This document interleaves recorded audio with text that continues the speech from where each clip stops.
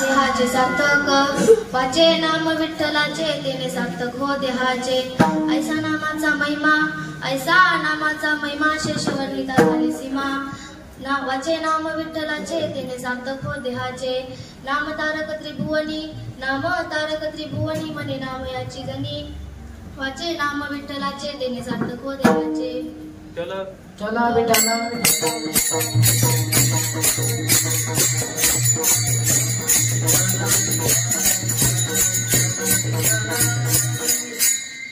महायोग पीठे तटे भीमरत्यं वरं पुंडरीकाय धातुं मुनीन्द्रे समागत्य तिष्ठं तमानन्दकन्दं परब्रह्मलिङ्गं भजे पाण्डुरङ्गं पाण्डुरङ्गकरु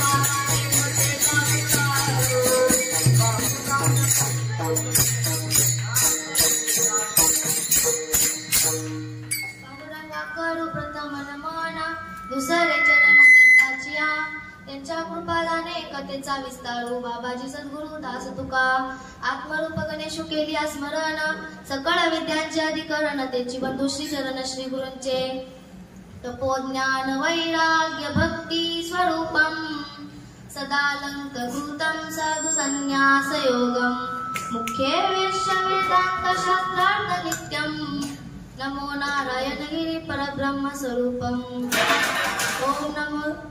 ओम नमो ज्ञानेश्वराय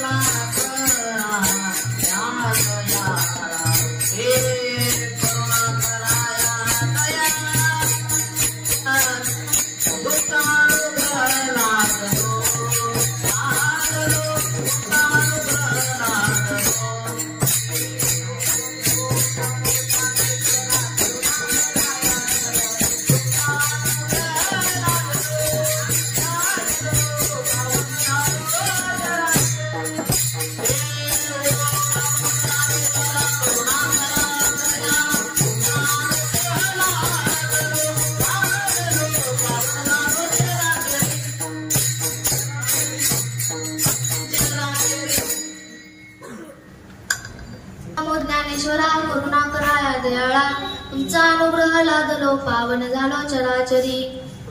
प्रस्तुत प्राप्त आज या ठिकाणी सेवेसाठी निवडलेला अभंग भगवान पांडुरंग परमात्मा यांच्या आज या ठिकाणी सेवेसाठी निवडलेला अभंग भगवान पांडुरंग परमात्मा अनंतकोट प्रभू भगवान पांडुरंग परमात्मा यांच्या उत्कृष्ट कीर्तन रूपी सेवेसाठी निवडलेला अभंग अत्यंत लाडके भक्त श्री संत जनाबाई महाराज यांच्या उत्कृष्ट अशा कीर्तन रूपी सेवेसाठी निवडलेला अभंग अशा 4 चरणाचा आहे. कीर्तनाला सुरुवात करण्या अगोदर पर्याय देण्याचा हा गरजेचा असतो.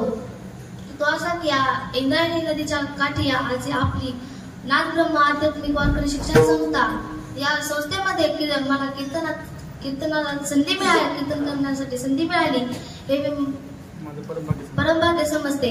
आणि भगवत महाराज फुके यांच्या चरणी नतमस्तक होऊन मी कीर्तनाला सुरुवात करतो. आज गायनाचे राम महाराज चिखले आणि त्यांना साथ देणारे आदित्य महाराज थोरवड यांनी आणि मृदुंग विशारद मोठे महाराज इरनक यांनी सुद्धा खूप साथ दिली. सर्वांच्या चरणी नतमस्तक होऊन मी कीर्तनाला सुरुवात करतो. मस्तक माझा पायावर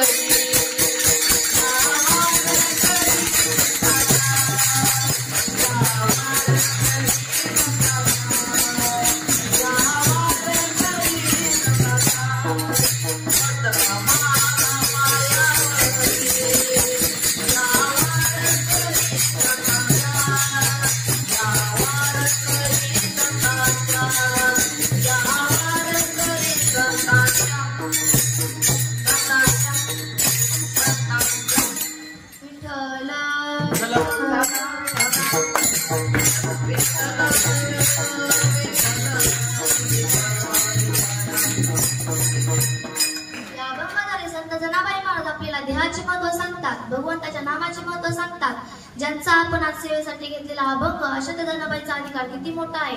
जनाबाईने जर साळ काढायला काढली तर भगवान पांडुरंग परमात्मा काय करते तर तेच महाराज एका ठिकाणी सांगतात. साळ काढायस काढी पुढे जाऊन उकळ जाडी. जनाबाईने जर साळ काढायला काढली तर भगवंत उकळ जाडून काढायचे आणि जनाबाई साळ काढू लागल्या तर भगवंताने साळ काढावी.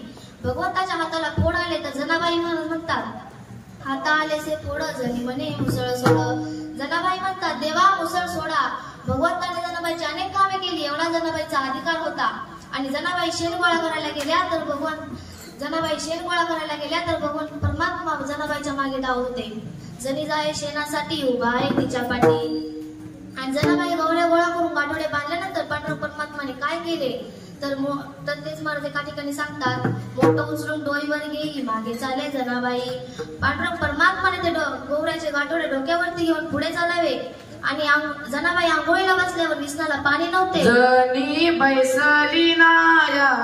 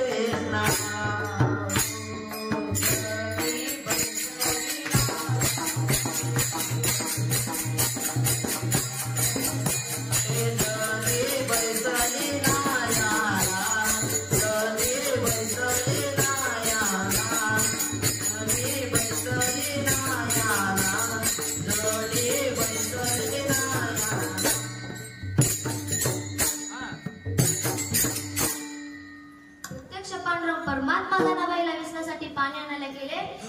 पांडुरंगाने जनाबाईची मस्करी केली. गार पाणी द्यायच्या ऐवजी जास्तच गरम पाणी ओतले आणि बाजूला जाऊन बसले आणि जनाबाईने ते पाणी डोक्यावरती ओतले तर जनाबाईला जास्तच गरम लागले. तेव्हा त्या जनाबाईने भगवंताला शिव्या द्यायला सुरुवात केली.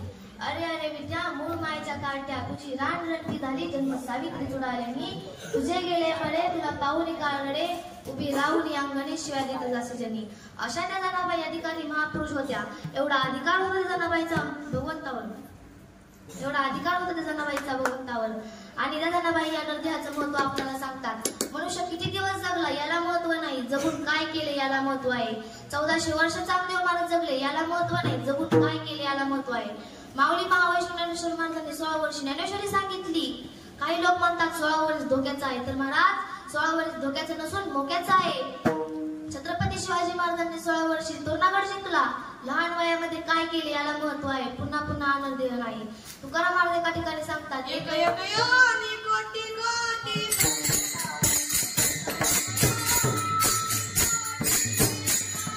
एक योनी कोटी कोटी तेरा, एक योनी कोटी कोटी तेरा.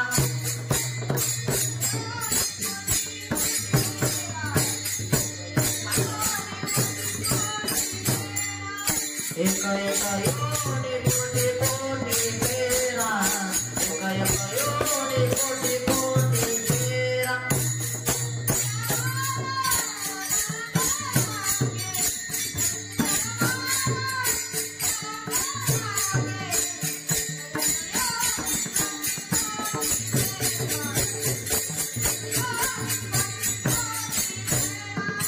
मनुष्य देवाला मग लागे, मनुष्य देवाला मग लागे.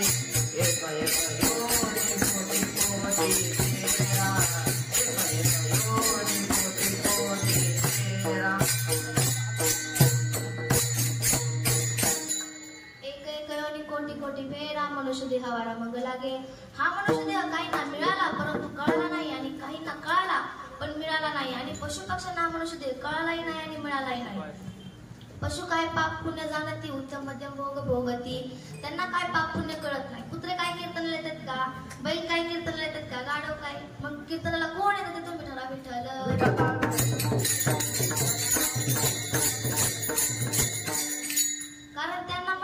कारण पशु पक्ष्यांना मनुष्य देह मिळालाही नाही आणि कळाला नाही. स्वर्गातील देवांना देह कळाला पण मिळाला नाही. स्वर्गीचे अमर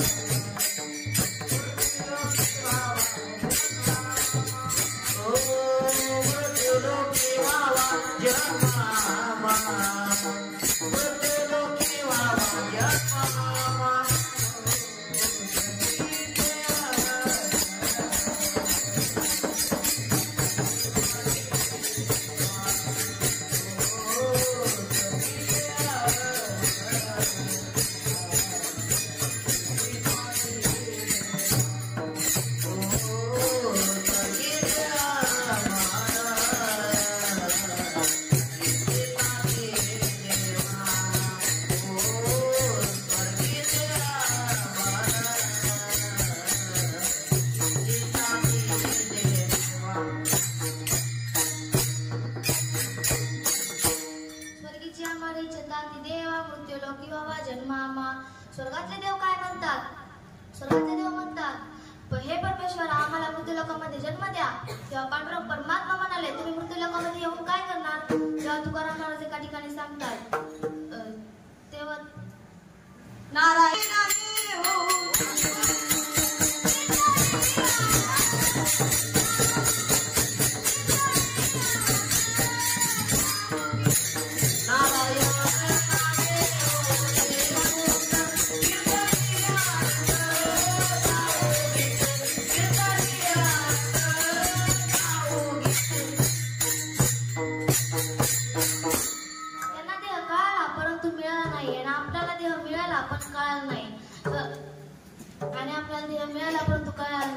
उदाहरणार्थ आपला जर देह कळाला असता तर आपण दारू प्यायला असतो का, मांसाहार केला असता का.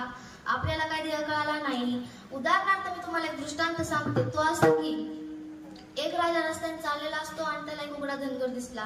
तेव्हा त्या राजाने प्रधानजीला सांगितले त्या धनगराला आपली शालजोडी त्यांना द्या. तेव्हा प्रधानजी म्हणाले, अहो राजा सरकार, त्या धनगराला आपल्या शालजोडीचा काय उपयोग होणार? तेव्हा राजा म्हणाले, मी सांगतो तेवढेच करा. सांगितले काम करावे सेवके, ते होतं पण कामाने, ते होतं पण. धनगराला शालजोडी दिली आणि त्या धनगराने ती शालजोडी गवताच्या कुसळत टाकली आणि त्या शालजोडीवर बुड घालून उभा राहिला. तुम्ही मला सांगा, त्या धनगराला ती शालजोडी मिळाली का कळाली? मिळाली, परंतु कळाली नाही. काय बघता माझ्याकडे? आपली हीच अवस्था झाली आहे.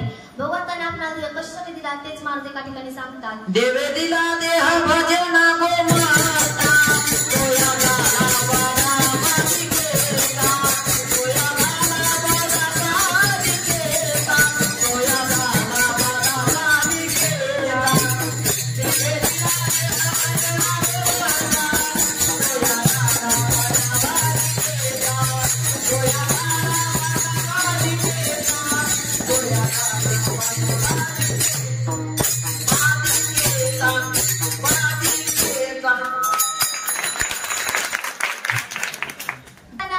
कशासाठी दिला? भजनासाठी दिला आणि आपण भोजनासाठी उपयोग करतो. या जन्मामध्ये येऊन आपण काय केले पाहिजे तर तेच जनाबाई मार्गभंगाच्या प्रथम चरणात सांगतात.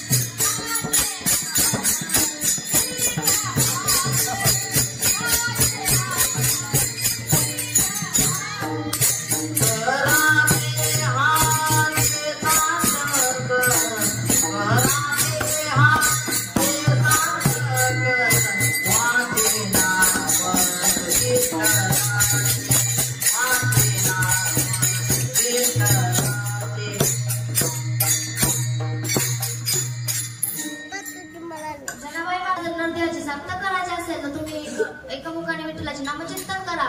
विठ्ठल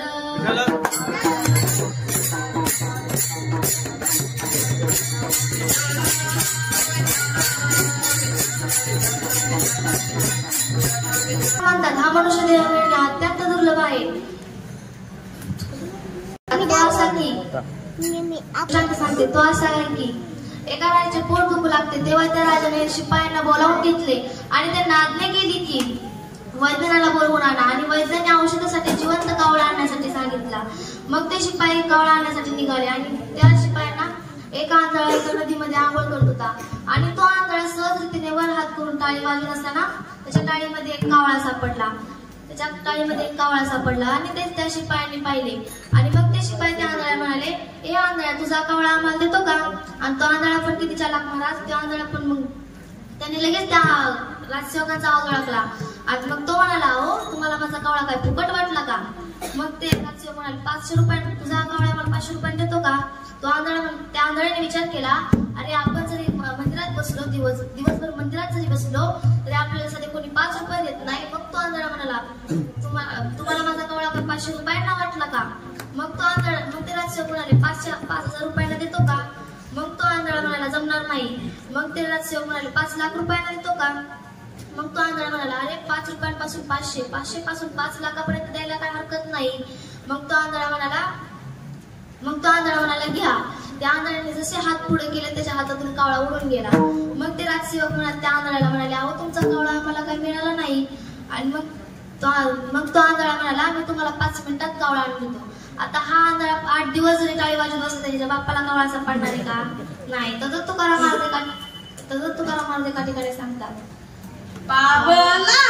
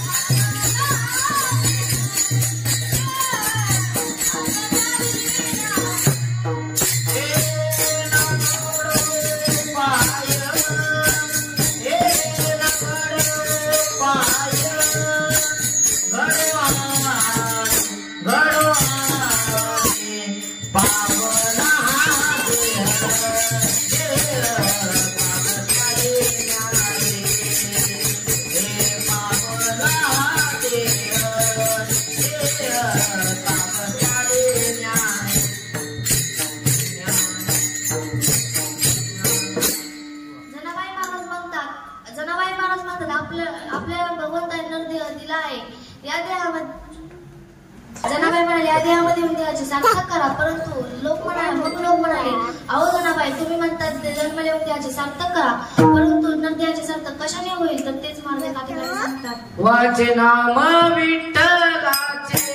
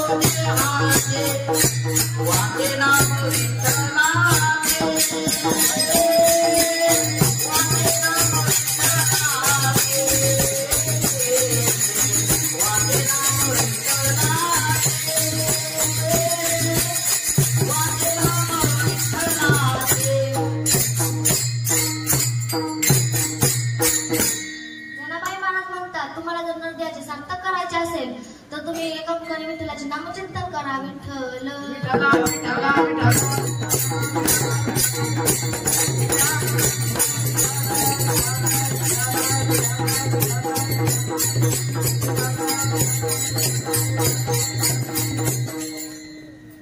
महाराज भगवंताच्या नावाने कोणाच्या देहाची सार्थक झाले आहे? जनाबाई म्हणाले अनेकांच्या देहाची सार्थक झाले आहे. तर मग लोक म्हणाले आमच्या देहाचे होईल का? तर जनाबाई महाराज म्हणतात अहो भगवंताच्या नामा विठ्ठलाच्या नावाने पशु पक्ष्यांच्या देखील देहाचे सार्थक झाले आहे, मग तुमच्या देहाचे का होणार नाही? तर पांडुरंगाचे नामचिंतन करा. परंतु वार आला की देह बदलतो, भक्ती बदलते. चक्र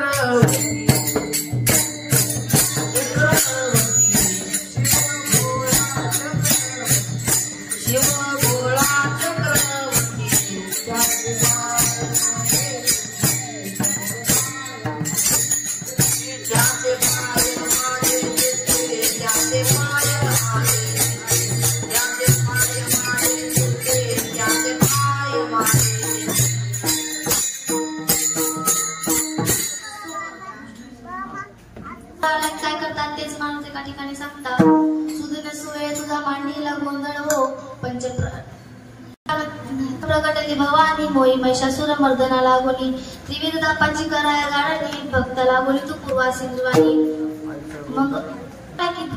मंगळवाराला की देवीची भक्ती करतात आणि बुधवाराला की बोलावा विठ्ठल पहावा विठ्ठल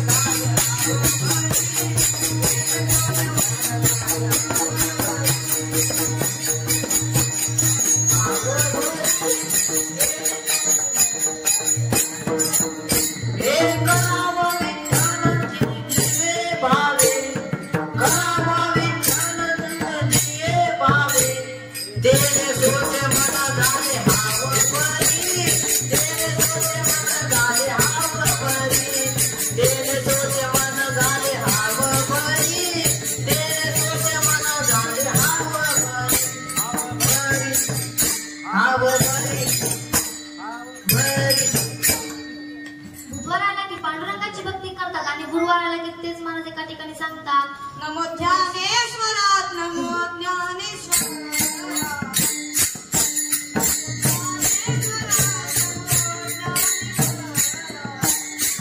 नमो ज्ञानेश्वरा नमो ज्ञानेश्वरा नमो ज्ञानेश्वरा नमो ज्ञानेश्वरा.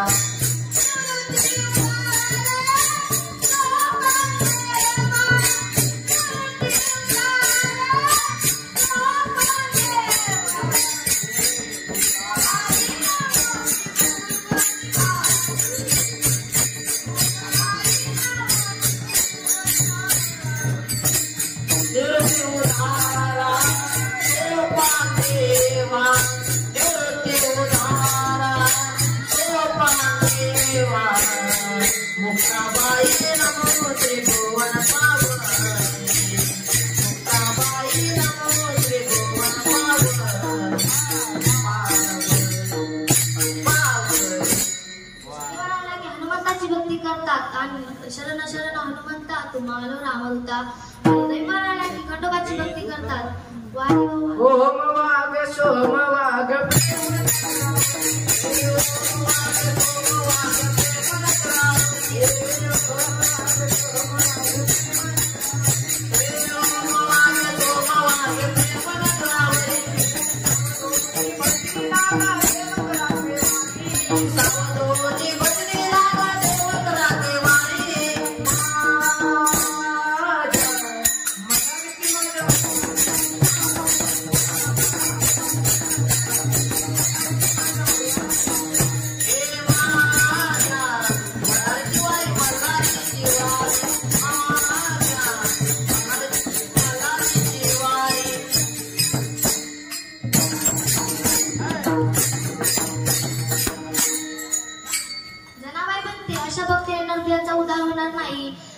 जनाबाई म्हणते अशा भक्तीने नरक्याचा उद्धार होणार नाही. तिथेच वार आला की भक्ती बदलते देव बदलतो. अशा भक्तीने आपला उद्धार होणार नाही. सर्व देवाचा आहे देव पांडुरंग परमात्मा आहे. याच्याच नावाने आपला उद्धार होणार नाही. 33 कोटी देवाच्या नावाने जर आपला उद्धार झाला असता तर त्यांना रावणाने बंदीशाळेत टाकले असते का? तर मग त्यांना पांडुरंग परमात्माला नाम अवतार घेऊन त्यांची सुटका करावी लागली. म्हणून सर्व देवाचा आहे देव पांडुरंग परमात्मा आहे. तेच महाराज एका ठिकाणी सांगतो. जो हा जो हा जो हा जो हा जो हा जो हा जो हा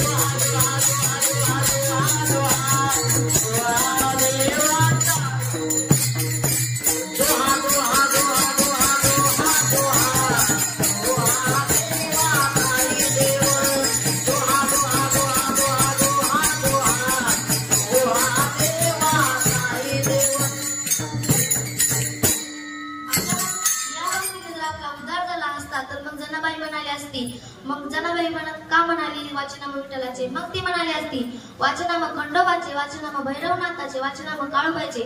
मग ती का म्हणाली नाही वाचनाम विठ्ठलाचे? आम्ही विठोबाचे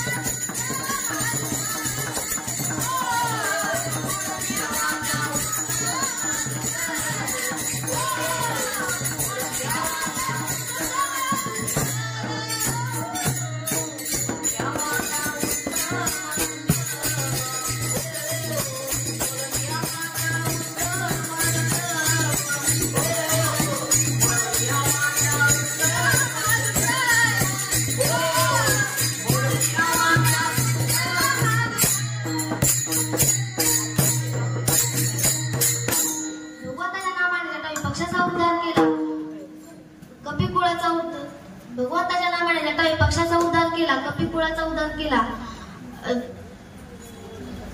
जनाते तिने आपला उद्धारला नाही,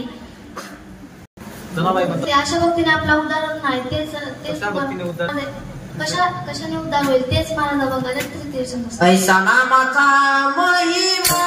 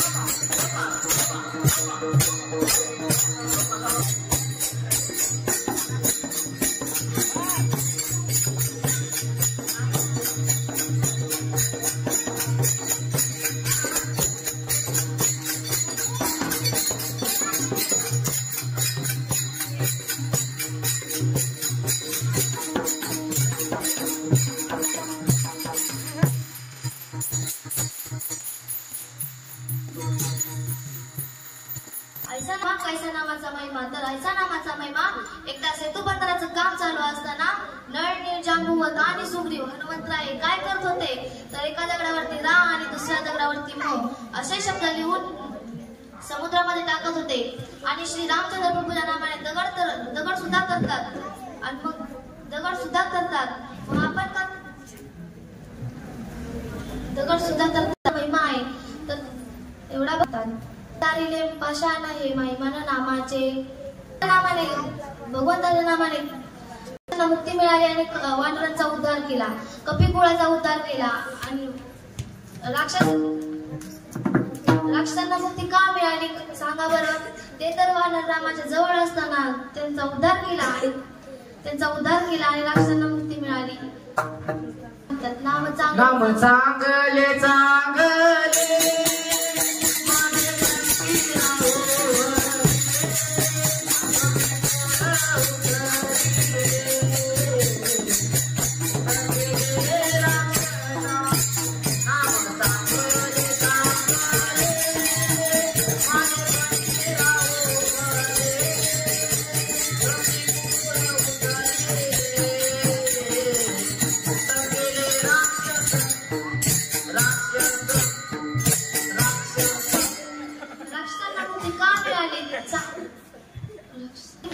राक्षस नेहमी म्हणायचे, कुठे गेला राम? अखंड त्यांच्या मुखामध्ये रामचंद्र प्रभूचे नाव येत होते, म्हणून त्यांना मुक्ती मिळाली आणि वानरांचा उद्धार केला.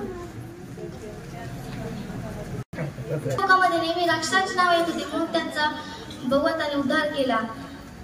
महिमा एवढा मोठा आहे, राम नावाच्या जोरावर दगड सुद्धा करतात.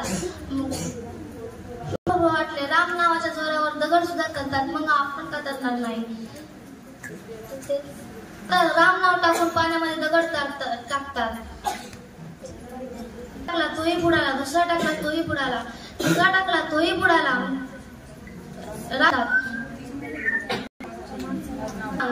माणसाला सहन होत नाही. उदाहरणार्थ मी तुम्हाला एक दृष्टांत सांगते. एका मोटरसायकलीवरून माणूस जर पडला तर त्याला किती लागले हे पाहत नाही, कोणी पाहिले हे बघतात पहिले. माणसाला सहन होत नाही.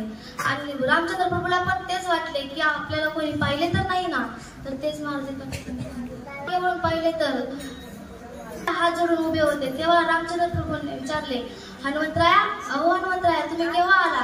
तर रामचंद्र प्रभू म्हणाले, मी पहिल्या दगडालाच आलो. तर रामचंद्र प्रभू आईस्क्रीम सारखे थंडगार पडले. दगड पाण्यात टाकतात तेव्हा ते दगड करतात आणि मी टाकल्यानंतरच का बुडतात? तर रामचंद्र प्रभू म्हणाले, तेव्हा हनुमंतराय म्हणाले, अहो प्रभू, तुम्हाला तुमच्या नामाचा महिमा नाही करणार. तुझ्या नामाचा महिमा तुझ्याकडे मेघ क्षमा. भगवंताच्या नामात हनुमंत म्हणाले, भगवंता, तुझ्या नामाचा महिमा तुम्हाला नाही करणार. महिमा फार मोठा आहे. सागर समुद्रामध्ये मेरू मंदार करून जरी टाकला तर शाळेकडून फांदी तोडून लेखणी जरी केली आणि सरस्वती माता जरी बसल्या तरी भगवंताच्या नामाचा महिमा वर्णन होऊ शकत नाही.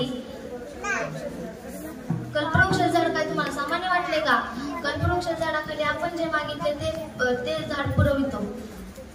दिवसामध्ये एक मनुष्य सरपणाची मोळी घेऊन चालला असताना तो त्या कल्पवृक्ष झाडाखाली थांबला आणि तो त्या झाडाखाली थांबून म्हणाला, अरे वा, किती थंडगार सावली आहे. या ठिकाणी थंडगार पाणी असते तर बरे झाले असते. तर त्या ठिकाणी चांदीच्या तांब्यामध्ये वाळ टाकलेले थंडगार असे पाणी प्राप्त झाले. मग तो म्हणाला, त्या ठिकाणी जेवायला असते तर बरे झाले असते. मग त्या ठिकाणी सोन्याच्या ताटामध्ये पंचपक्वान्नाचे जेवण प्राप्त झाले. मग तो म्हणाला, या ठिकाणी झोपण्यासाठी एखादे पोते असते तर बरे झाले असते. मग त्या ठिकाणी कॉट गादी तयार झाली. मग तो माणूस म्हणाला, अरे बापरे, मी जे म्हणतो तेच या ठिकाणी कसे काय येते? मग तो म्हणाला, या ठिकाणी भूत तर नसेल ना? तर त्या ठिकाणी लगेच भूत आले. आणि मग तो म्हणाला, अरे बापरे, हे भूत तर मला खाणार तर नाही ना? मग त्या भूताने त्याला पेड्यासारखे खाऊन टाकले. सांगण्याचे तात्पर्य, काय मागावे हे कळाले पाहिजे. त्याने जर भगवंताची मागणी केली असती तर त्याला भगवान परमात्मा मिळाले असते. अशा कल्पवृक्ष झाडाची फांदी तोडून संत सरस्वती माते लिहित जरी बसल्या तरी भगवंताच्या नामाचा महिमा वर्णन होऊ शकत नाही. भंगाच्या शेवटच्या चरणात सांगतात, नामधारक त्रिभुवनी,